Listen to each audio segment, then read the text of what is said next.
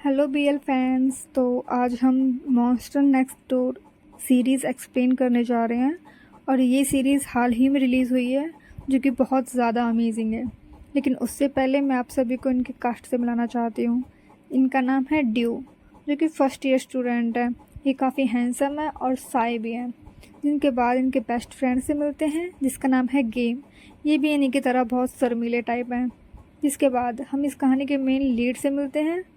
ये है हमारी कहानी के मेन लीड जिनका नाम है गॉड, और ये एक थर्ड ईयर स्टूडेंट है। एकदम रॉकिंग कूल टाइप्स बंदा है ये, मैं सच बताऊँ तो। उसके बाद हम इनके फ्रेंड से मिलते हैं जिनका नाम है ABC। अब आप ये सोचोगे कि ये ABC कैसा नाम है। ए है, बी डबल ई वाला बी है, और सी वो समुद्र वाला सी है। तो जो लड़की है उसका नाम ए है और इन दोनों का नाम BC है। इंट्रोडक्शन के बाद कहानी शुरू होती है जहाँ पर ड्यू अपनी फैकल्टी जा रहा होता है कानों में हेडफोन लगाकर, क्योंकि उसे म्यूज़िक बहुत ज़्यादा पसंद है। साइड से हम देखते हैं कि स्कूटी निकलती है। उस स्कूटी से जो बंदा बैठा होता है उसके जेब से कुछ पेपर्स नीचे गिर जाते हैं जिन्हें ड्यू इकट्ठा कर लेता है। जैसे ही वो बंदा अपनी फैकल्टी पहुंचता है उसके बाद वो देखता है कि उसके इम्पॉर्टेंट पेपर्स मिसिंग है। तभी वहाँ ड्यू आता है और उन्हें बोलता है कि ये रहे आपके पेपर्स, जिसे वो देखकर थोड़ा शॉक होता है। वो जैसे ही ड्यू की तरफ देखता है वो बिल्कुल अपने होशो आवाज़ घुमा देता है, जिसके बाद वो पेपर्स देते देते उन पेपर्स को नीचे गिरा देता है। जैसे ही वो पेपर्स नीचे गिरते हैं ड्यू भी लाइक क्या हुआ इस बंदे को। जिसके बाद हम देखते हैं कि ड्यू और गॉड दोनों पेपर्स को इकट्ठा करते हैं। जिसके बाद ड्यू से वहाँ से चला जाता है, लेकिन गॉड बोलता है यार ये बंदा बहुत ज़्यादा क्यूट है। जिसके बाद हम ड्यू को देखते हैं। ड्यू अपनी लाइब्रेरी जाता है जहाँ पर लाइब्रेरी के टीचर्स उसे मिलते हैं और उसे रोकते हैं। टीचर्स उसे एक बुक एडवाइस करते हैं कि तुम्हें ये बुक ज़रूर पढ़नी चाहिए, जिसके लिए ड्यू भी एक्साइटेड हो जाता है और बोलता है कि तुम टेंशन मत लो, मैं ये बुक ज़रूर पढ़ूँगा। इसके बाद हम ड्यू को देखते हैं। ड्यू हमें बताता है कि मैं एक बहुत साई लड़का हूँ, मेरे ज़्यादा कोई दोस्त नहीं है। ये लाइब्रेरी मेरा दूसरा घर है। ये लाइब्रेरी मुझे बहुत पसंद है, इसे मैं अपना दूसरा घर मानता हूँ। तभी ड्यू को वो बुक मिल जाती है जिसके बारे में उसके टीचर्स बोल रहे थे।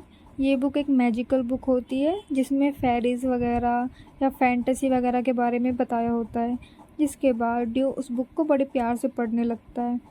ड्यू अपनी बुक में बहुत ज़्यादा खोया होता है और तभी उसका अचानक से ध्यान जाता है बेंच पे, जहाँ वो देखता है कि किसी ने यहाँ पे एक मॉन्स्टर ड्रॉ किया हुआ होता है।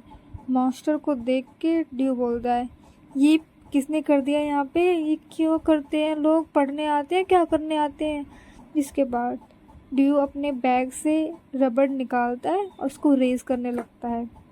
जैसे ही ड्यू उसे रेज़ करता है ड्यू का फ्रेंड आता है। ड्यू हमें उसके बारे में बताता है कि ये मेरा कॉलेज में इकलौता दोस्त है, इसके अलावा मेरा कॉलेज में कोई दोस्त नहीं है और मुझे नहीं लगता कि इसका भी मेरे अलावा कोई दोस्त है। जिसके बाद गेम उससे पूछता है कि ये तुम क्या कर रहे हो। जिसके बाद ड्यू आंसर देता है कि यार पता नहीं किसी ने यहाँ पे ना मॉन्स्टर बना रखा है, लोग पढ़ने आते हैं क्या करने आते हैं मुझे तो पता नहीं, मुझे अच्छा नहीं लगा तो मैंने रेस कर दिया। जिसके बाद वो दोनों आपस में बातें करने लगते हैं और कुछ देर वो बातें करने के बाद उस बुक का डिस्कस करते हैं। वो बोलते हैं कि ये बुक सच में अच्छी है, क्या ये मुझे भी पढ़नी चाहिए। जिसका आंसर ड्यू करता है कि तुम्हें भी ये बुक ज़रूर पढ़नी चाहिए, हम दोनों का टेस्ट भी सेम है और हम दोनों इंट्रोवर्ट भी हैं। इसके बाद हम देखते हैं कि ड्यू थोड़ी देर बातें करता है और अपने घर जाने लगता है। रास्ते में उसे एक डॉग मिलता है जिसे वो स्काई स्काई करके बुलाता है। ये डॉग बहुत ज़्यादा क्यूट होता है। ड्यू उससे थोड़ा बातें करता है, उसके साथ खेलता है और वहाँ से जाने लगता है।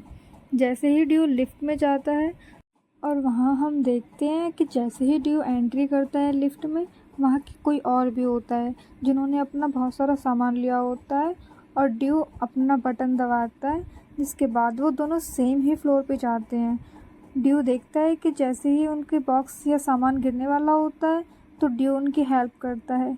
ड्यू अपना बड़ा ही आराम से उनकी हेल्प कर रहा होता है और जहाँ पे उनका कमरा होता है वो उनकी वहाँ तक जाने में हेल्प करता है। हम देखते हैं कि ड्यू के पास ही उनका कमरा होता है।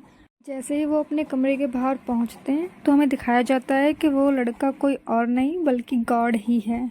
गॉड चारों तरफ देखता है और सोचता है कि मेरी हेल्प यहाँ किसने की, क्या यहाँ पे कोई गोस्ट है, और गोस्ट है तो मैं तो नया नया हूँ, मेरा क्या होगा अब। जिसके बाद वो ये सब सोचता है और फिर बोलता है कि कुछ नहीं होता, कोई नहीं है। जिसके बाद हम ड्यू को देखते हैं। ड्यू अपने कमरे में जाता है और सबसे पहले वो अपने कछुए से मिलता है। कछुए को वो हाय करता है और उसे कुछ बातें करने लगता है। वो कछुए को खाना भी खिलाता है और कछुए से बोलता है कि तुम्हें पता है हमारे पड़ोस में कोई रहने के लिए आया है। वैसे तो मुझे उसका चेहरा नहीं देखा, लेकिन वो देखने में काफ़ी डरावना लगता है। अगर मेरा उससे सामना हुआ तो मैं क्या करूँगा। एक तो वो देखने में खड़ूस है। हेलो, कोई है इधर, ऐसे करके उसने मेरे को आवाज़ मारी। मैं तो तभी डर गया था। जिसके बाद ड्यू अपना खाना खाता है। उसके बाद हमें गॉड को दिखाया जाता है।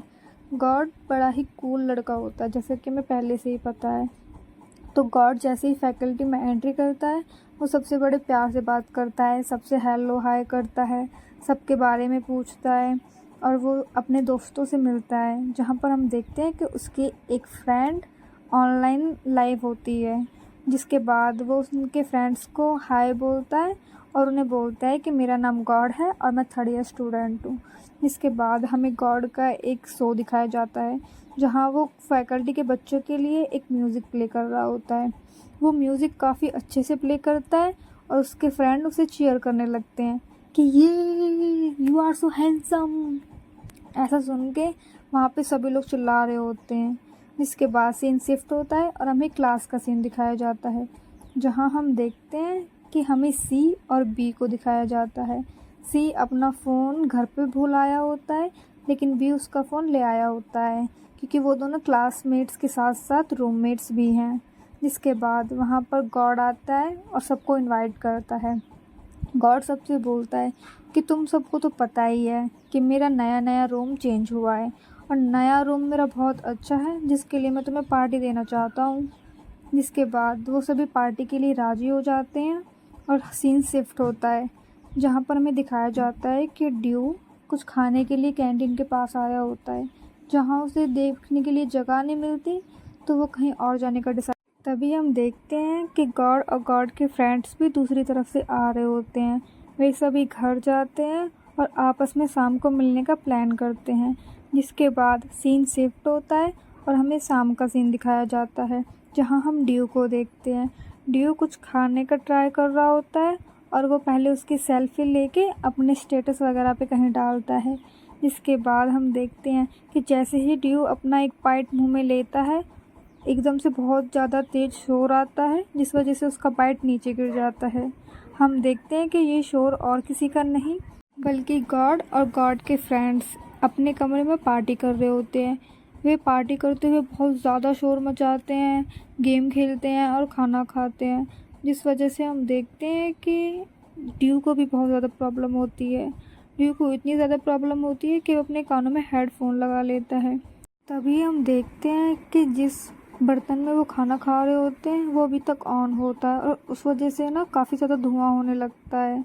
धुएं के कारण पूरी बिल्डिंग में फायर अलार्म्स ऑन हो जाते हैं और सभी भागने लगते हैं यहाँ से वहाँ। सभी इधर उधर भाग रहे होते हैं और किसी को समझ में नहीं आ रहा होता है कि क्या हुआ। हम ड्यू को देखते हैं कि ड्यू अपने कछुए को लेता है और एक डब्बे में डाल देता है। जैसे ही वो डब्बे में कछुए को डालता है कोई उसे बुलाता है और वहाँ पे भागने लगता है क्योंकि बहुत ज़्यादा फायर होती है तो किसी को कुछ समझ में नहीं आता। थोड़ी देर बाद हम देखते हैं कि ये सब ख़त्म होता है और हमें पता चल जाता है कि ये आग गॉड और गॉड के फ्रेंड्स की वजह से लगी थी। जहाँ पे हम देखते हैं कि बिल्डिंग की जो ओनर होती है वो गॉड को काफ़ी ज़्यादा सुनाती है क्योंकि उसकी वजह से सभी लोगों को बहुत ज़्यादा प्रॉब्लम हुई थी।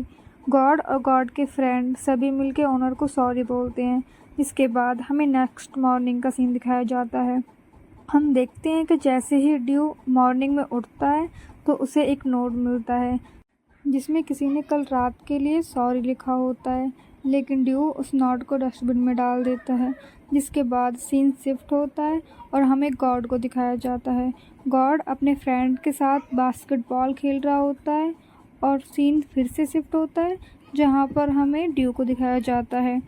ड्यू नीचे आता है और अपने इलेक्ट्रिसिटी बिल को ढूंढने लगता है।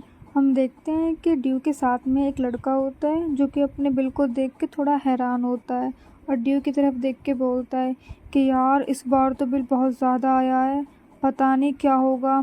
इसके बाद हम देखते हैं कि ड्यू को उसका बिल नहीं मिलता तो वो बिल्डिंग के ओनर के पास जाता है, जहाँ पर ओनर उससे बोलती है कि क्या हुआ, जहाँ पर ड्यू उसे बताता है कि मुझे मेरा इलेक्ट्रिसिटी बिल अभी तक नहीं मिला है।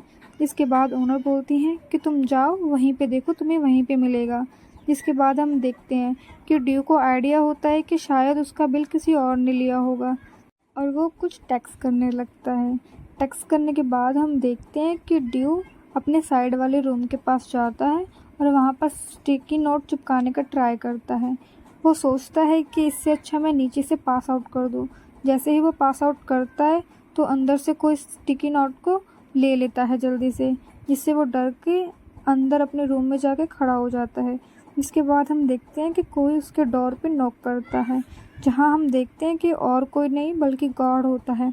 गॉड उसे कल रात के लिए सॉरी बोलता है और उसे बताता है कि तुम्हारा इलेक्ट्रिसिटी बिल मेरे पास है, गलती से शायद मेरा दोस्त एक के साथ दो ले आया था, उसके लिए मैं सॉरी हूँ और मैं तुम्हें नीचे से स्लाइड करता हूँ, तुम ले लेना।